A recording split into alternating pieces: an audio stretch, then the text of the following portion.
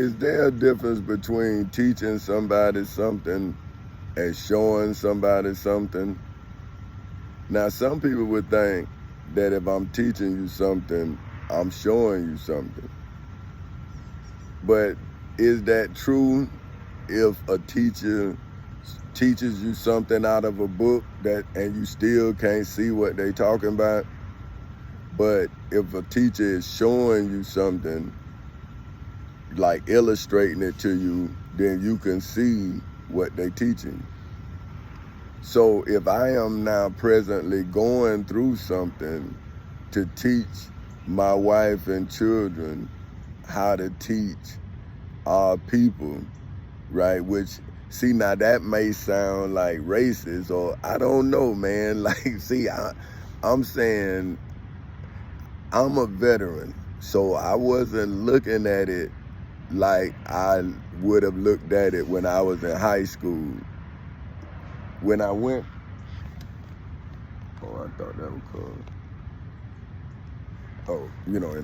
Well, when I went to the Navy, then my perspective of America changed, because I realized that I had an obligation to America before America had an obligation to me. Because if I was the one that was violating the laws of America, then, well, how could America help me? Because I'm not helping America. So when I went to the military, it taught me how to be an American. So now I'm asking people, if I'm showing you what I've learned about my country, how can I be racist if my country is now saying whatever you say can and will be used against you in the court of law, and then you have thrown me out of the court, and now I'm out here in the court of public opinion, and now you trying to say, or your citizens trying to say, this is racist, and I'm saying, nah, this a crime. See, I don't know, is racism a crime, or is a crime a crime? See, do it have to be racism before it's a crime? Why it just can't be a crime? See, I'm saying, I'm proving I'm an American who happen to be black. But I'm saying, well, if me living a righteous life is something because I'm black, then I'm saying, okay, but then am I not able to show other black people how to live a righteous life if my life is something that's impossible or whatever? Because I'm saying, well, why can't I be good if I could be bad? Like, why do you believe that I could be a criminal and I can't prove that I'm innocent? Wouldn't that mean you a criminal? So see, I am showing you something while I'm going through what I'm showing you. See? So you say, well, that ain't how you do it. And I'm saying, well, if I'd have gotten us to this point, well, you can take over now. Show me how to do it. But you keep saying, well, go get a job, or man, you crazy, or what? And I'm saying, well, brother or sister, well, if I was your kid, then that's what you would say. But I'm saying, well, how about if your kid was me? Then they would know that you don't know what you're talking about. But now, since you got the power over them, then you gonna force them to what? Like you doing me? See, this is what I'm saying. Like, when do I take care of my children? Because first I had an oath that I gave to my country before I gave a vow to my wife. So I realized that if I didn't give the oath to my country, I maybe wouldn't have been the husband that I am to my wife. So I better uphold the oath of who the man I am, right? Because I have never changed. I just learned how my country worked because I was in a situation where people told me that this wasn't my country. You see what I'm saying? And so you get angry at success, but then you look at yourself and say, well, why are you not successful? So once I was kicked out of school at 18, then I had decided that it was up to me. You see what I'm saying? It wasn't up to nobody else if I was successful or not. I had to learn how to use my gift more effectively. And once I did that, well, if I'm learning, right, then why wouldn't I create? See, I'm saying if Christopher Columbus, now see, but these old historians, right, gonna come and argue with a history. See, I'm saying yes, because my history is being taken. So I'm pretty sure it's other people who have done other things. But what I'm saying is, if you all got all this hidden history, then why are you mad with somebody who was taught a specific part of history? You know, that's what I was telling my friend, he a reverend, and I was saying, well, you know, now you can read the Bible, the Old and the New Testament in its entirety, right? But when Jesus was living, it was nothing but the Old Testament. But now the New Testament is based off of the crucifixion of Jesus, and now you can read the whole thing, right? But I'm saying, well, how about if you just knew about what John said, and somebody else knew about what Matthew said, and somebody else knew about what 1 Corinthians 1 said, then wouldn't all y'all be right because of who you read? But you will all be talking about the same event. But when you break it down, Matthew and John was actually there with Jesus, and Saul was a persecutor of Jesus. See, and I'm saying, well, how would Saul know Jesus? Well, he met him in the light. I'm saying, now you got to believe Saul, who changed his name to Paul. See, I'm saying, but you wasn't there. But now here I am telling you what's happening to me, and you want to tell me about what happened to somebody else. And I'm saying, well, I'm not supposed to see my child coming to you asking for guidance, and you telling them about how somebody else was misguided, or what are you teaching them if they telling you about what's happening to them and you telling them about what happened to somebody else? See, I'm saying, listen, man, I'm going through something right now because I was teaching my children how to get through it, but also not how, but that's why I gave them a corporation so they won't do this to somebody else. See, so I'm saying, listen, don't you do nobody like your granddaddy was done. See, you get these people here to take care of their family, not to take care of your ego. But now if I'm trying to set my children's children straight so they won't be these kind of spoiled billionaires, or whatever this is, right? Well, if these people who now the billionaires, if their ancestors at the beginning of their wealth knew that they were gonna be wealthy, why do y'all think I don't know? But now you still in my books. You done took 15 years of my life. You won't let me go to court. And you telling me that my daughter and my son shouldn't be wealthy, and my wife? But if you steal the wealth, isn't that a crime? And if the state of Florida stole my wealth and then generated my truthful story that manifested itself in the civil and criminal courthouses in Seminole and Orange counties in the state of Florida on August 12th in 2008 at 10:40 in the morning, what more do I have to prove? See, I'm saying, what more do I have to prove? Now, I reported the crime to the federal government in the federal courthouse in the Middle District of Florida on February 20th in 2018 at 9:20 in the morning. Now, what I got to prove this morning, now, I really don't know what this morning is, because as you can see, my brakes went out on my car. Like, see, this is what I'm telling people, right? Okay, my brakes went out. But I done spent about $50,000 on this car, right? It's my dream, so I was trying to show the children, not just my wife and my kids, but I was trying to show like the next generation saying, see, my dream wasn't more important than your future.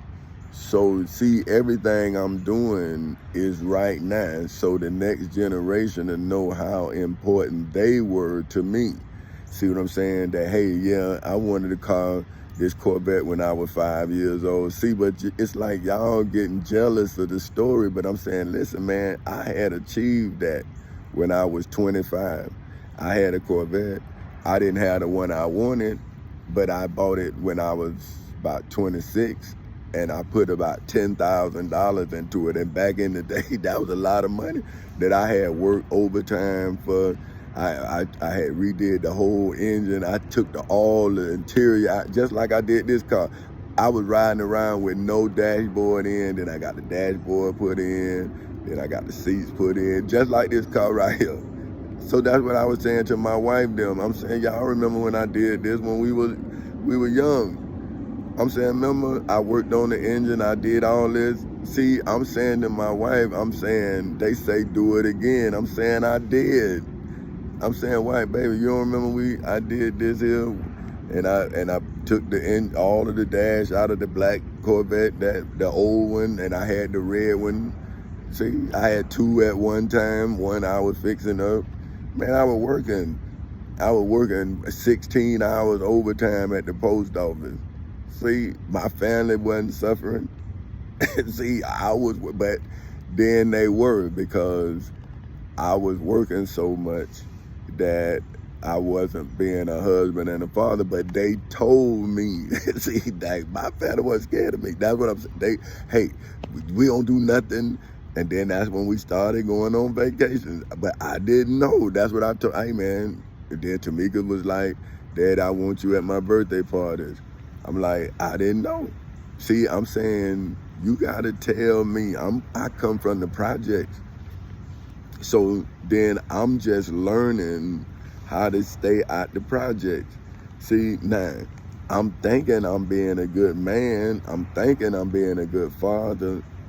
But how do I know? That's why I used to tell my daughter, how can I be a good father if you say I'm a bad father? So let's talk about it. I'm trying to be a good father, but I need a good daughter. So I'm giving all you children the same thing, because I don't know how to do it no other way. I don't take advantage of children because I don't take advantage of my children. So say if I was living two lives, right? But see, I was in a way, but one, I was a mailman, right? So a kid wanted rubber bands or whatever. I mean, I got a thing of rubber, I give them the rubber bands, right? But now one little kid was trying to steal the rubber bands, see, and then I wouldn't give him none, see? Because I'm saying, man, I'll give you the rubber band while you stealing them. Now, he ended up being, when he was growing up, he was one of my coolest homies, see?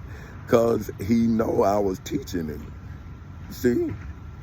So that's what I'm saying. Like, I am a community activist, but I am part of the community because I work in the community. But I wasn't a police, I'm the mailman. And I worked in the community that I lived in because they was messing with me, so I brought them home. See, so I can then have roots in my people's development. So I'm saying, why should we stop developing economically in this righteous path that I'm walking? If I walked out of poverty into this position of discovery, like Christopher Columbus, right? Just my seeds is the seeds of ignorance, right? So just like people, the Spaniards thought that the world was flat. Well, Christopher Columbus showed them. Now they may, like other people may have done it, like people want to argue, but what I'm saying is those people who Christopher Columbus was dealing with thought that the world was flat. So when Christopher Columbus showed them that the world was wide and open, right? Now they say round, right? But whenever he showed them that they were wrong, then their wealth increased. Well, that's what I'm telling my people, right? I'm talking about my friends, my family, because understand that the smallest thing become the biggest thing, right? But what about when it was the smallest thing? So, see, this is what I'm telling my friends and my family. See, I'm saying when this was small enough for us to grow into it, your understanding made it grow past your understanding. And now you think that I didn't know. But I'm saying, well, if I told you, why you think I didn't know? You the one didn't know. You the one didn't understand. Now you knew, but you didn't understand. So how about if you in a class and you fail the test? Well, if somebody else passed the test, how you gonna argue about the test that was given to everybody in the class because you failed it? Now, people would say, well, you did that. I'm saying, no. I was in the 12th grade, man. Like, if you look on the cup of 1987 at Edgewater High School, it tell you all of the people who had credits enough to be seniors. You will see my name on the cup. I was just doing it my way, like I do everything, right? But when I see it, it seems like I'm arrogant, but I'm just testifying to the good, the bad, and the ugly. See, I'm saying because I came from nothing to something, then I'm telling the kid about the everything. See, some people, their lives is half true, right? So if your life is half true, then you don't want to tell nothing but the good side of your life because you done got caught up in the bad side. So now you want them to now put on the scale, say, well, my good outweigh my bad. See, that's when they say the lesser of two evils. But what I'm saying is, when I was 18 years old, I started working towards becoming myself. Like, I always knew who I was. So think about this. Say if I was a seed, right? And wouldn't a seed know what it is, but the person who planting the seed wouldn't know what the seed is until it grows.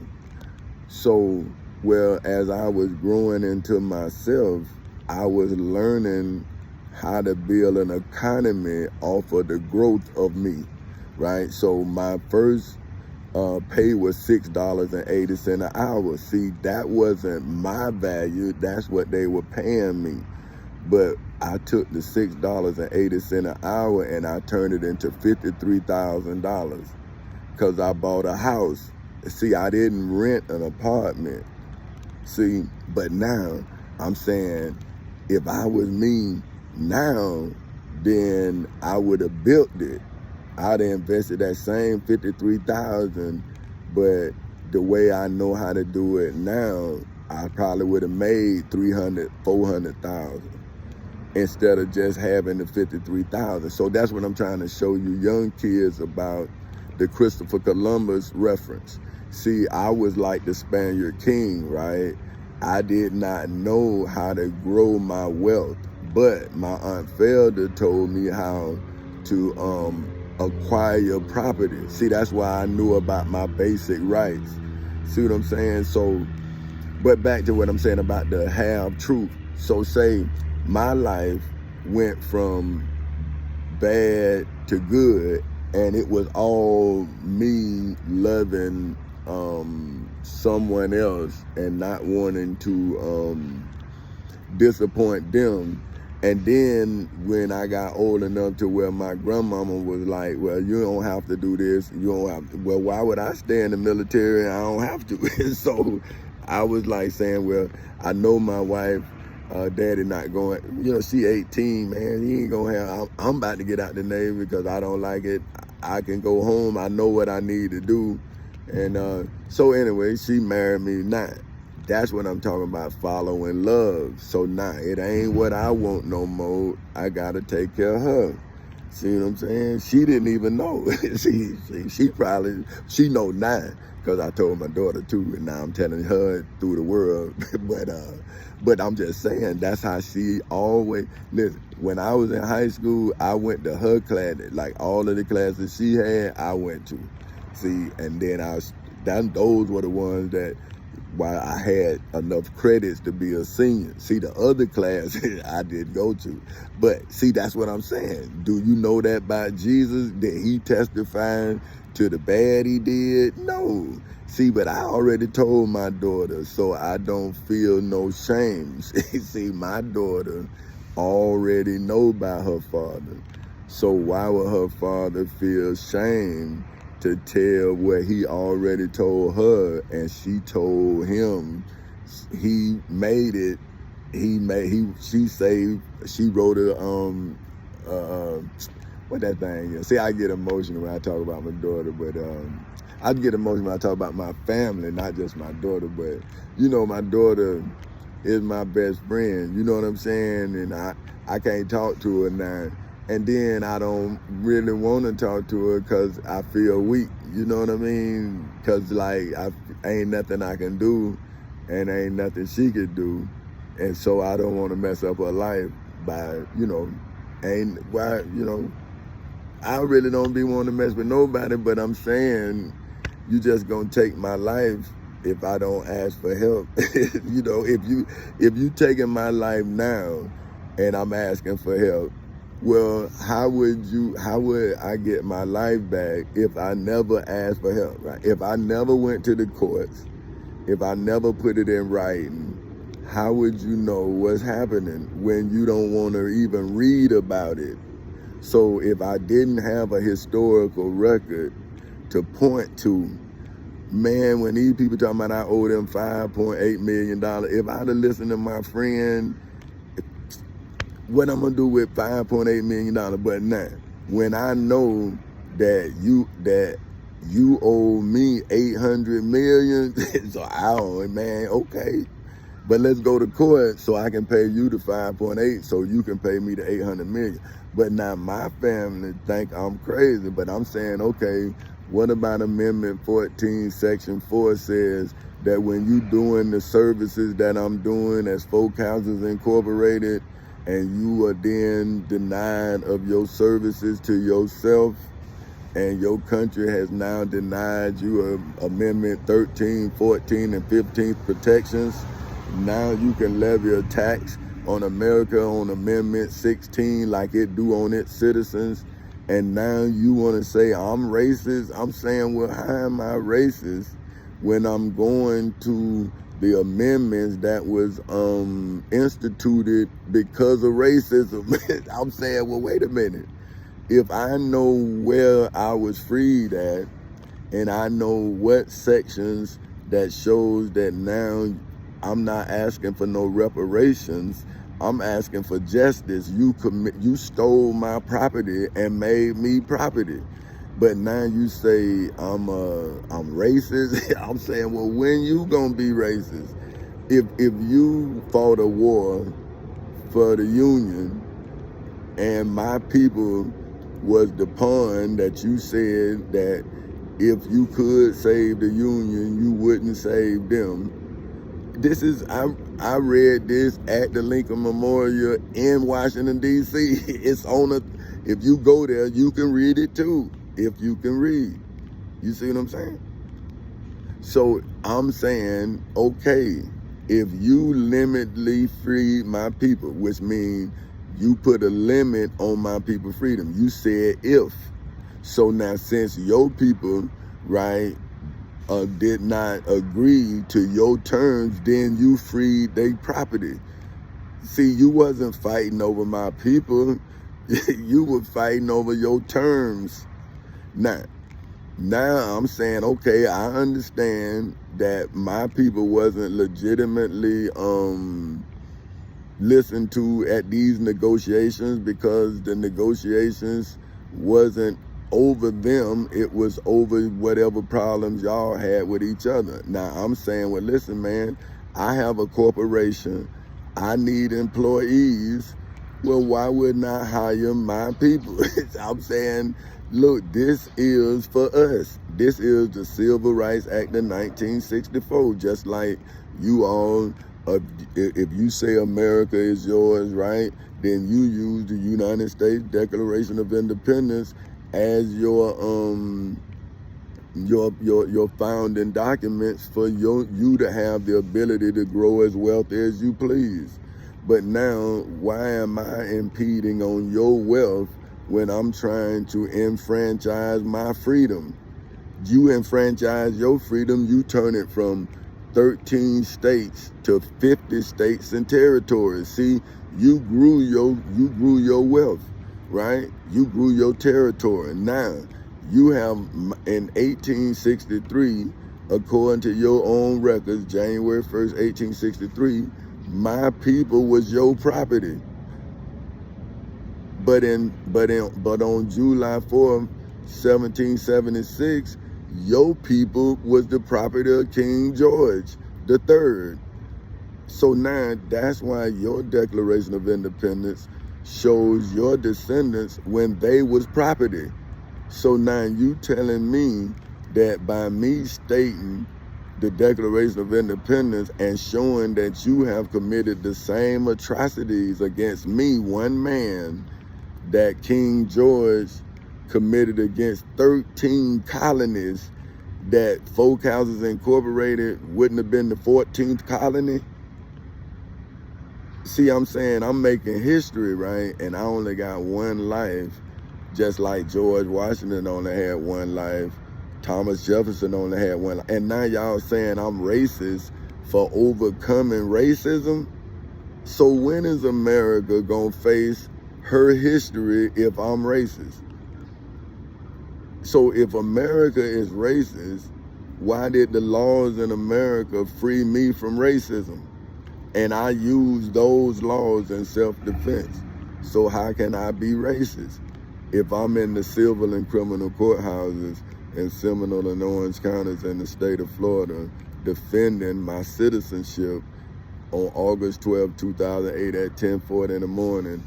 And then I became Petty Officer 3rd Class Tommy Chancecoster Sr. So I defended my citizenship, and then I fulfilled my oath to protect and defend the Constitution against all enemies, foreign and domestic.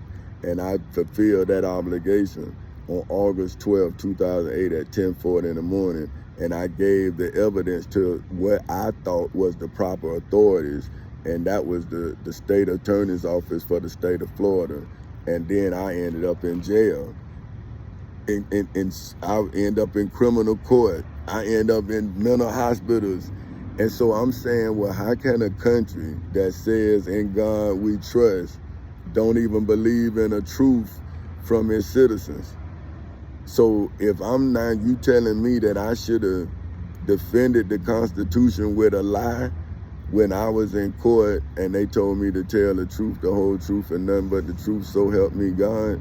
So now, if I truly believe I'm God, but even if I'm crazy and I truly believe it, and I go into court and do what a God would do, why would you who don't believe that I'm God then reject the work that I did in my imagination of a God? So I'm saying I had to imagine what a God would do and then do what my God did in my imagination, right? But now I did it in the civil and criminal courthouses in Seminole and Orange counties in the state of Florida with my life on the line. They took all my finances. They put me in jail, and now I've been struggling for 15 years now. So they haven't fed me, clothed me now. But if I was in prison, I would have had 3 hots and a cot, clothes, health care, and everything. But now, because I've been out here trying to teach as a nobody, trying to tell everybody that I'm the somebody who legally saved everybody in the civil and criminal courthouses in Seminole and Orange counties in the state of Florida on August 12, 2008 at 10:40 in the morning, as well as inside of the federal courthouse in the Middle District of Florida on February 20th in 2018 at 9:20 in the morning. I am now a nobody, and nobody even want to hear about me. And I done something that everybody should know about.